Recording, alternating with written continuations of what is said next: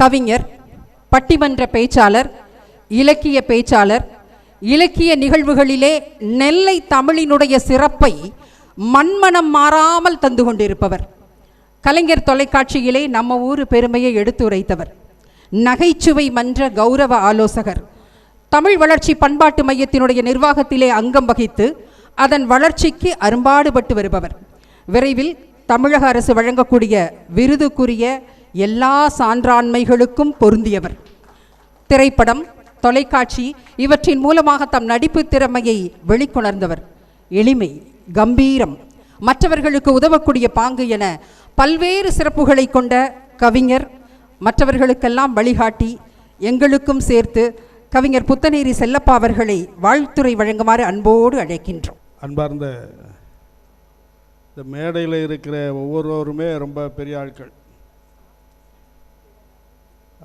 நண்பர் மணிகண்டன் அவர்கள் எங்கள் ரோட்டரி கிளப்பில் உறுப்பினராக இருக்கிறார். மற்ற வழியிலெல்லாம் ஒரு பக்கம் இருக்கட்டும், அதுக்கு முந்தின வருஷம் வரையிலும் நம்ம கிளாடிஸ் மேடம் தலைவராக இருக்கும்போது அங்கே ஒரு சிற்றிதழ் வெளியிடுவோம். ஒரு சின்ன வாரம் வெளியிடுற ஒரு நூல் உண்டு. அதுக்கு பேர் சிறகுகள். அந்த சிறகுகளுக்கு ஆசிரியராக என்னையை தான் போட்டிருந்தாங்க. நான் அதில் எவ்வளோ எழுதணுங்கிறது எனக்கு தெரியாது. அடுத்த வருஷமும் அண்ணாச்சி நீங்கள் தான் ஆசிரியராக இருக்கணும்னாவும் நான் சொன்னேன், மணிகண்டனை போடுங்க அப்படின்னா. போர்டில் அப்போ தான் வர முடியும். நான் போர்டே வேண்டாம், மணிகண்டனை போடுங்க அப்படின்னு சொல்லி சொன்னேன். அவர் வாரம் எழுதிய கட்டுரைகள் எல்லாம் இந்த புத்தகத்தில் அடங்கியிருக்கு. அதை விட இங்கே இருக்கிற ஆட்கள் எல்லாம் பெரிய ஆட்கள். முத்தமிழ் ஆசிரியர் கிருஷி, முத்தமிழுக்கும் அவர் ஆசிரியர். அப்புறம் அடுத்தால் இருக்கிறவர் என்னுடைய நீண்டகால அன்பர் அருணாச்சலையருடைய மகன் மணிகண்டன், சொல்லவே வேண்டாம். அவருக்கு தாய்மாமா இவர். வேணுகோபால் சாரை 40 வருஷமாக எனக்கு தெரியும். ஏன்னா ஆனால் இப்போ கொஞ்சம் அப்போ விட நல்லா இருக்கார், அழகாக இருக்கார். பார்வதி முத்தமிழ் எனக்கு மகள் இல்லைங்கிற இதில் எப்போ பார்த்தாலும் அப்பான்னு. எங்கள் வீட்டுக்காரியும் அம்மா பாசம் தான் நிறையா இருக்கும். அது பேசும்போது சொன்னாப்புல ஒவ்வொருத்தருக்கு பின்னாலேயும் ஒவ்வொரு பெண் இருக்கிறான்னு. நான் எண்ணி பார்த்தேன், எத்தனை பெண் இருக்கான்னு எண்ணி பார்த்தேன். அது கையில் அடங்கலை. ஆனால் ஒரே ஒரு ஆள் மட்டும் எனக்கு ஞாபகம் வந்துச்சு, எங்கள் அம்மா தான். இப்போ அரியரன் சார் சொல்வார், ஒவ்வொரு தரவுகள் ஒவ்வொரு தடவை பேசும்போதும் புதுசாக ஏதாவது ஒரு செய்தி சொல்கிறீங்களேன்னா இதெல்லாம் எங்கேருந்து வந்ததுன்னா எங்கள் அம்மாட்ட இருந்து தான். இதில் ஒரு வாசகம் வருது. இந்த புத்தக தேர்ந்தெடுக்கிற குழுவிலையும் நான் இருந்தேன். புத்தகத்தை தேர்ந்தெடுக்கிறதுக்கு சிலர் வருவான், வெளியே தள்ளதுக்குன்னு சில பேர் வருவான். இது இப்போ இல்லை, ரொம்ப காலமாக நடந்துக்கிட்டு இருக்கு. நான் போன உடனே இவர் புத்தகத்தையும் பயணக்கட்டுரை, அதுவும் ஒரு ஆங்கில ஸ்டோரி புக்கை, இதை 3ஐயும் தள்ளவே முடியாதியான்னு தூக்கி தூர வச்சுக்கிட்டேன். நான் ஒன்று கொடுத்துருந்தேன், அதை தூர தள்ளிட்டாங்க. என் புக்கில் உங்கள் கட்டளை மாதிரி நமக்கு வேண்டிய ஆள். அதில் ஒரு வரியை சொல்கிறாப்புல, அறைகளின் எண்ணிக்கை அதிகம், இருக்கத்தான் ஆள் இல்லை. இங்கே மேற்கோள் காட்டியிருக்கிற செய்தி, தனிமை தொடர்ந்தது, ஆனாலும் வீடு இன்னும் அழகாய்த்தான் இருக்கிறது. நம்ம வீடெல்லாம் சின்ன வீடு தான் சைஸில். அந்த சின்ன வீட்டில் அறைகள்லாம் அளவோடு தான் இருக்குது. பிள்ளைகளெல்லாம் வெளியே போக விடலை. ஆனால் வாங்குகிற அறைகளின் எண்ணிக்கை அதிகம். நல்ல வேலை நீங்கள் 2 பிள்ளைகளையும் வெளியே வச்சுருக்கீங்க. கூட்டு குடும்பம் இனி சாத்தியமே இல்லை. தப்பித்தவறி யாராவது அந்த மாதிரி ஒரு எண்ணம் இருந்ததுன்னா அப்பப்போ வாப்பா போப்பாங்கிறதோட இருந்தீங்கன்னா பிழைச்சிங்க. ஆமாம், இதை நெகட்டிவாக சொல்கிறேன்னு நினைக்க வேண்டாம். நான் சொல்கிறது பாசிட்டிவ். ஏன்னா அறை கையால் தான் அறையணும்னு அவசியம் இல்லை. மனசில் அடிக்கலாம், எவ்வளவோ அடிக்கலாம். அந்த மாதிரி ஒரு சில நிறைய செய்திகளை ஏற்கனவே நான் படித்தது, நிறைய விஷயங்கள் எல்லாம் அவர்கள் அனுபவங்கள் நிறைய இருக்குது. அவருக்கு மருத்துவத்துறையில் மணிகண்டன் நிறைய பேருக்கு உதவி இருக்கிறார், எல்லாருக்கும் நல்ல உதவி இருக்கிறாருன்னு பார்வதி சொல்லச்சு. நம்ம உதவுறோம்னு சொல்ல, நம்ம உதவுறதெல்லாம் ஒன்றுமே இல்லை. பட் என்னன்னா காலை பிடிச்சி கீழே இழுக்க மாட்டோம் நம்ம, அதே பெரிய விஷயந்தான். ஏதோ வங்கி மேலாளர் சொன்னார், ஏதோ உமையும் இவர் ஹரிஹரன் 2 பேரும் சேர்ந்து மணிகண்டன் ஒரு குழந்தைய பெற்றாங்களாம். எதுக்கு அந்த காலத்தில் இவ்வளோ ஃபேமிலி பிளானிங் பண்ணாங்கன்னு தெரியல. கூட 2 பெற்றிருக்கலாம்ல, விற்கலை. என்ன அது ஒரு பக்கம். நான் இந்த மணிகண்டனை சொல்லலை, அந்த மணிகண்டனோட அப்பா அம்மாவை சொல்லுவேன். இருக்கட்டும், அது வேறு மாதிரி போயிடக்கூடாது. அதனால் ரொம்ப நல்ல ஒரு நூல் இது. எனக்கு ஒன்று கொடுத்தாரு, ஆனால் அதை நான் ஒரு ஆள்கிட்ட நீங்கள் வாசிங்கன்னு சொல்லி கொடுத்துட்டேன். இப்போ என்ன அர்த்தம்னா, நான் இதை கொண்டு போக போகிறேன்னு அர்த்தம். அதனால் இன்றைக்கி அவரோட இதை மாதிரி நிறைய நூல்கள் வெளியிடணும். உங்கள் ஆஸ்பத்திரி அனுபவத்தை பற்றி அடுத்தால எழுதுங்க. வர்ற பேஷண்ட்டுக்கு துணையாக வரவன், இந்த வெளியே காற்று கிடக்கிற ஆம்புலன்ஸுக்காரன், சில பேர் ஆக்சிஜனை பிடுங்கி விடுதவன்லாம் இருக்காங்க. அப்படியே வார்டாக வருவான், ராத்திரி 1 மணிக்கு வருவான். ஸ்டாஃப்லாம் உட்காந்தே தூங்கிக்கிட்டு இருக்கோம். அப்போ வருவாங்க, ஐயம்மா நீங்கள் வருத்தப்பட்டுக்கிட்டாங்க, கேட்கல அந்த அம்மா, நல்ல வேலை. ஏன்னா அப்படிலாம் ஆட்கள் இருக்காங்க. அதை பற்றி ஒன்றுமில்லை, இப்போ நம்மளை அடிக்க மாட்டாங்கல்ல, பிற பார்த்துக்கலாம். அது என்ன வந்தால் தான் என்ன சந்திச்சுக்கிடுவோம், அவ்வளோதான். அதனால் ரொம்ப அந்த அனுபவங்களை நீங்கள் எழுதுங்க. அடுத்தால் உங்களுக்கு நான் அதுக்கும் பிள்ளையார் சொல்லி போட்ட மாதிரி இதுக்கும் போடுறேன். வாரவன் பேஷண்ட்டுகள் மனப்பான்மையெல்லாம் இருக்கும் பார்த்தீங்களா. அதை நம்ம இப்போ இசிஜியை பார்த்துட்டு சிலர் உடனே உனக்கு ஹார்ட் அட்டாக்குன்றதாங்க. டாக்டர் போயிட்டார்ல. ஆமாம், எனக்கு 92ல் ஒரு மாதிரி இருந்துச்சு. அதாவது ஜனவரி தை மாதம் ஒரு 10-15 நாள் தூக்கம் இல்லை. அப்புறம் தூக்கமே வரமாட்டேன்ட்டு. அப்புறம் எனக்கு எய்த்த வீட்டில் யார் இருந்தாருன்னா, ஆஸ்பத்திரியில் இருந்த செந்தில் இருந்தார். நேர் எய்த்த வீடு செந்தில், நல்ல எல்லாருக்கும் நல்லா உதவுவார். அவர் ஒரு டாக்டர்கிட்ட கூப்பிட்டு போனார்.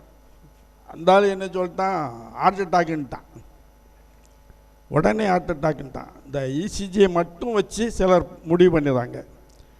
இசிஜி வேறுபடுவதற்கு பல காரணங்கள் இருக்குது. தைராய்டு இருந்தால் கூட அதில் கூட வேறதுக்கு வர வாய்ப்பு இருக்குது. அவர் செந்தில் கேட்பார், இந்த இடது கை வலிக்கான்னு கேட்பார். அவர் கேட்ட நேரத்துலேருந்து வலிக்க ஆரம்பிச்சிடும். என்ன அடிக்கடி யூரின் போக ஆரம்பிச்சிட்டு. இவர் கொஞ்சம் மாத்திரை எல்லாம் கொடுத்துட்டாரு. வருஷம் 92, இப்போ என்ன வருஷம்னு கணக்கு போட்டு பார்த்துக்கிடுங்க. அப்போவே சோழி பிடிக்கிற முயற்சி நடந்துச்சு. ஆனால் எங்கள் அண்ணன் ஒருத்தர் மதுரை கல்லூரியில் மூட்டாபாலுன்னு ஒருத்தர் இருந்தார், உங்களுக்கு தெரிஞ்சிருக்கேன். என்னையோட பெரிய மீசியாக வச்சுருப்பார். அவருக்கு வாழை என்னார். ஆனால் என்னன்னா, அவர் அப்போந்தான் புதுசாக முடிச்சுட்டு வந்த கார்டியாலஜி. இங்கே அப்போ அது கிடையாது. ஒரு பாய் ஒருத்தர் இருந்தார், அவரும் வெளிநாட்டுக்கு போயிட்டார். அவர் எல்லாம் பார்த்துட்டு என்ன GTT glucose tampering test, prostate எல்லாத்தையும் பார்த்தாரு. உங்களுக்கு ஹார்ட் அட்டாக் இருக்குன்னு எவன் சொன்னாம்னார். யார் சொன்னான்னு கூட இல்லை, ஒன்றுமே கிடையாது. நான் அடுத்த உடனே கேட்டது, புரோட்டாலாம் சாப்பிட்லாமான்னு கேட்டேன் அவர்கிட்ட. எது வேணாலும் சாப்பிடுங்க சார், உங்களுக்கு ஒன்றுமே இல்லைன்ட்டார். பிறகு இங்கே ரொம்ப நாள் கழித்து முல்லை முருகன் என்னை சில இடங்களுக்கு கூப்பிட்டு போவார். அவர் ஹார்ட் கேஸு. முல்லை முருகன் ஒரு நல்ல அன்பர். இன்றைக்கி எல்லாம் அவர் இருந்தார்னா இந்த நூல் வெளியீட்டில் முதலாக நின்றுருப்பார். அவர் கூப்பிட்டு போவார். பிறகு பார்த்தோம்னா அப்போ தான் ப்ரெஷர் ஆரம்பிக்கும். ரொம்ப சின்ன டோஸ். அந்த வியாதிக்கு பேர் ஆன்சைட்டியும். மருத்துவர்களுக்கு தெரியும். ஆன்சைட்டியை என்ன செஞ்சுருவாங்க, ஒரேடியாக படுக்க வச்சு விடுவாங்க. அதனால் நீங்கள் எந்த பிரச்சனை வந்தாலும் முதல்ல ஜெனரல் ஃபிசிஷியனை பாருங்கள், அப்புறம் நீங்கள் ஸ்பெஷலிஸ்ட்டுகளை பாருங்கள். என்னுடைய தாழ்மையான கருத்து. டாக்டர்கள் இருந்தால் வருத்தப்பட்டுக்கிடாதீங்க, வருத்தப்பட்டாலும் எனக்கு ஒன்றும் இல்லை, நீங்கள் வருத்தப்பட்டுக்கிடுங்க, அதுவே ஒரு வியாதி ஆயிரும் பிறகு. ஏன்னா கவலை ஒன்றும் இல்லாமல் இருக்குது ஒரு பக்கம், கவலையே இல்லைங்கிறதே சிலர் கவலைப்பட்டுக்கிட்டு இருக்காங்க. அந்த மாதிரிலாம் இருந்துடக்கூடாதுன்னு சொல்லி எனக்கு இன்றைக்கி காலையிலன்னு முதல்ல சொல்லியிருந்தார், சரி அப்படின்ட்டேன். இப்போ எனக்கு 8 மணிக்கு புத்தக கண்காட்சியில் பட்டிமன்றம் இருக்குது, முடிஞ்சவங்க இவர் சாப்பாடு தருவாருன்னு நினைக்கிறேன். சாப்பிட்டு நீங்கள் அங்கே வந்துடுங்க, ஒரு 8-8:30 மணினாலும் பரவாயில்ல, என்ன வாங்க. அது ஒரு இசைப்பண்ணி அரியரன் வந்துடுவார், இல்லைன்னா அடுத்த புத்தகத்தை தூக்கி தூர வச்சுருவாங்க பார்த்து. அதனால் ரொம்ப நல்ல ஒரு எழுதுறெல்லாம் இருக்கிட்டு சார், நல்ல மனுஷன், என்ன எல்லாருக்கும் உதவணுங்கிறாரு. என்னைய பார்வை தான் சொல்லிச்சு, எல்லாருக்கும் உதவுற ஆளுன்னாங்க, என்னத்தோ உதவணும்னு சொல்லி அதெல்லாம் ஒருத்தரும் திட்ட மாட்டான். நம்ம பாடம் படிச்சுக்கிட்டோம்னு யாரும் திட்ட மாட்டான். அந்த வகையில் நம்மளால் முடிஞ்சதை நம்ம இருக்க வரையிலும் செய்வோங்கிறது தான். இது உண்மையாகவே கிளாடிஸுக்கும் நம்ம பாராட்டு சொல்லணும், எங்கள் பழைய பிரசிடெண்ட்டு. ஏன்னா என்னையை தான் ரொம்ப வற்புறுத்தினாங்க, நான் தான் வற்புறுத்தி அவர் கையில் கொடுங்க. ஏன்னா நமக்கு இது ஒரு பழக்கம்தான், யாருக்கையாவது ஏதாவது ஒரு இது இருந்ததுன்னா, நல்லா இது இருந்ததுன்னா அவங்கள நம்ம அதை பண்ணி விடுவோம் சொல்லி அது இன்றைக்கி புஸ்தகமாக வந்திருக்கு. அதில் முதல் மகிழ்ச்சி எனக்கு அவங்க வீட்டம்மா கொடுக்குற, என்ன முடிக்கணுமோ இல்லை பின்னால் நின்று அதுதான் அர்த்தம் இல்லை, எங்ககிட்ட ஸ்பெஷலிஸ்ட்லாம் இருக்காங்க. இல்லை நீங்கள் ரொம்ப நேரம் நான் பேச மாட்டேன், இல்லை நான் சும்மா சொல்கிறேன், அது வந்து தான் ஆகணும், வேறு வழி கிடையாது. ஆமாம், அவன் வேணால் ஸ்டாஃப்னு நர்ஸுக்கு சீஃப் சூப்பரண்டாகவே இருக்கட்டுமே, நம்ம வீட்டில் அவங்க தான் சீஃபு. ஆமாம், அது ரொம்ப அவங்களும் நல்ல ஒரு அருமையான ஒரு குணவதி. எல்லாருக்கும் கிடைக்காது சார், பொண்டாட்டி அமைகிறது எல்லாருக்கும் கிடைக்காது. நாங்கள் வெளியே அவ்வளோ வாய் பேசினாலும் வீட்டுக்குள்ளே போனால் ஒரு மாதிரி தான் இருக்க வேண்டியிருக்கும். முத்தமிழ்லாம் பெரிய மீசை வச்சுருக்காருன்னா என்னையோட மோசம்னு அர்த்தம். யாரெல்லாம் மீசை பெருசாக வச்சுருக்காங்களோ, ஏன்னா வெளியே நாங்கள் பெரிய சிங்கம்டான்னு காமிச்சிக்கிட்டு இருக்கோம். அதனால் இந்த மணிகண்டன் அவர்கள் முதுமை ஒரு வரம், ஒரு அருமையான புத்தகம், நல்ல கட்டுரை தொகுப்பு. இதை அடுத்தவங்க பார்வைக்கு போகும்னாலே நான் எடுத்து வச்சுக்கிட்டேன். இந்த 3ஐயும் நீங்கள் தள்ளவே முடியாதியா நீங்கள். ஆமாம், அது என்னது அது பயண கட்டுரையா, பயண கட்டுரையை விடுங்கய்யா, அது என்ன பயணம் என்ன சொல்ல போகிறாருன்னு. அந்த மாதிரி ஒரு அம்மா வந்து ஷார்ட் ஸ்டோரிஸ்ன்னு போட்டிருந்தது, ஒரு பேராசிரியர் ஏதோ எஸ்டிசின்னு நினைக்கிறேன். சின்ன சின்ன கதையெல்லாம் ஒரு 10-20 கதையை போடுது. அது ஆங்கிலத்தில் இருந்துச்சு, ஒரு ஆங்கில புத்தகம் மாதிரி இருக்கட்டுமே அப்படின்னு சொல்லி அதையும் எடுத்து வச்சுக்கிட்டோம்.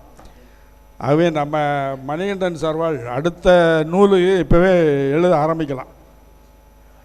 ஏன்னா அது இந்த ஆஸ்பத்திரி அனுபவங்களாக இருக்கட்டும், ஏன்னா வருகிற உங்களை மாதிரி தொழில் பார்க்குறவங்களுக்கும் அது பயன்படும், பேஷண்ட்டுகளுக்கும் பயன்படும். என்ன 84 இன்றைக்கி தாய்மொழி தினம், இன்றைக்கி முதல்ல மைக்கு கொடுத்துருக்கீங்கள, அதுக்கே நம்ம ஒரு நன்றியை சொல்லணும். என்ன தாய்மொழி தினத்தில் ஒரு நல்ல ஒரு நூல் இன்றைக்கி தற்செயலாக அமைஞ்சு தான் அவர் பார்த்து வச்சாரான்னு தெரியலை. இன்றைக்கி தான் சனிக்கிழமை தான் ஹால் காலியாக இருந்திருக்கும். என்ன ஆமாம், இவர் அப்பானா நம்மளை கண்டவுன்னு ஓடியாந்தார், இவர் எதுக்கு வராமனு தெரியலையா நீ யோசிப்பார். அது ரொம்ப அவர் மச்சன மாதிரிலாம் அதோட.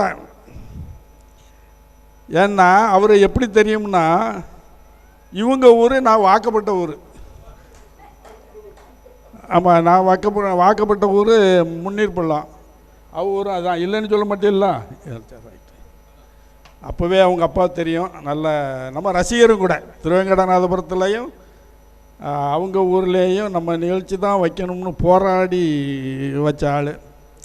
பாவம் அவர் இன்றைக்கி கொரோனா. ஆனால் ஒன்று சொல்லுதுங்க, வேணுகோபால் சாரா என்ன சொல்கிறாங்க, அப்போ விட அழகாக இருக்கா சார், அழகாக இருக்கே சார். 90 வயசில் நமக்கு, எனக்கெல்லாம் 55 வயசு தான் ஆகுது. ஆமாம், ரொம்ப சந்தோஷமாக இருக்குது, எல்லாரையும் பார்க்கும்போது ரொம்ப மகிழ்ச்சி. நீங்கள் எல்லாம் அடுத்த புஸ்தகத்துக்கு வெளியிடும் போதே எல்லோரும் வந்துடுங்க. இன்றைக்கி முடிஞ்சால் அந்த புத்தக கண்காட்சியில் உள்ள நம்ம நிகழ்ச்சிக்கு வந்து என்ன தான் செய்தாம்னு பார்த்துட்டு போங்க. ஏன்னா நன்றி, மீண்டும் சந்திப்போம். வணக்கம். இந்த ரோட்டரி கிளப்பில் வந்து சிறகுகள் அப்படிங்கிற இதழ் ஆசிரியராக நீண்ட வருடங்கள் அவர் தான் இருந்துகிட்டு இருந்தார். போன வருஷம்தான் சிறகுகள் இதில் வந்து நீங்கள் ஆசிரியராக வந்து மணிகண்டனை போடுங்க அப்படின்னு சொன்னதுனால அந்த கமிட்மெண்ட் இருந்ததுனால நான் வாரம் தொடராக எழுதினேன். அந்த தொடர் தான் இப்போ முதுமை ஒரு வரமாக இருந்திருக்கு. அது மட்டும் இல்லாமல் புத்தக கண்காட்சி மாவட்ட ஆட்சியர் போகும்போது அவர் தேர்வுக்குழு உறுப்பினர். பட் ஆனால் நான் ரெக்கமெண்ட்லாம் பண்ணலை. பட் ஆனால் கலையெல்லாம் பார்த்து தான் செலக்ட் ஆனாங்க அப்படின்னாரு. அவருக்கு மரியாதை செய்யணும்.